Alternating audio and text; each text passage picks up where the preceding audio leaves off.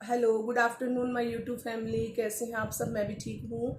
और आज एक महत्वपूर्ण बात फिर से करना चाहती हूँ। घरों में मैं अक्सर देखती हूँ कि जब पुरुष घर में मतलब इनकम का सोर्स पुरुषों के पास है, या फिर कई बार महिलाओं के पास भी होता है और पुरुषों के पास भी होता है। कुछ घरों में केवल पुरुष ही इनकम का सोर्स होते हैं और महिलाएं घरेलू कामकाज करती हैं। तो ये देखा गया है अक्सर, जब भी किसी दिन ज़्यादा खर्च बढ़ जाए या फिर बहुत ज़्यादा जैसे कोई भी चीज़ लेकर आए उस पर ज़्यादा पैसा खर्च हो गया, तो पुरुष वर्ग जो है ना, मेल, वो फीमेल पे चिल्लाने लगते हैं। बहुत खरी खोटी सुनाते हैं कि इतना बिल बन गया, इतना बिल बन गया, इतना बिल बन गया। तो मैं एक बात सोचने पर विवश हूँ, जब आपने फैमिली बनाई है और आप उस फैमिली के मुखिया हो, आप कमाते हो, आप इनकम का सोर्स हो,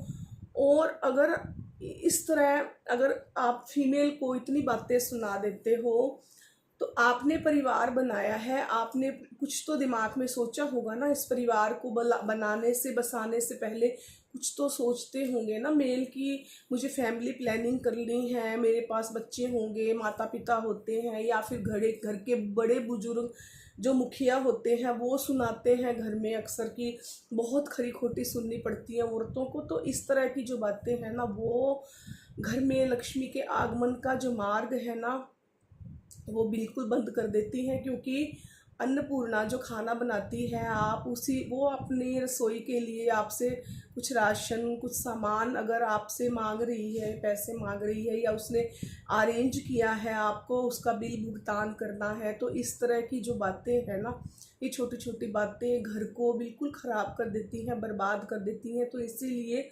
हमेशा ध्यान में रखिए, आप परेशानी में हैं या किसी और बात का गुस्सा है ना, तो घर में मेल को फीमेल्स पर ये गुस्सा आकर नहीं उतारना चाहिए।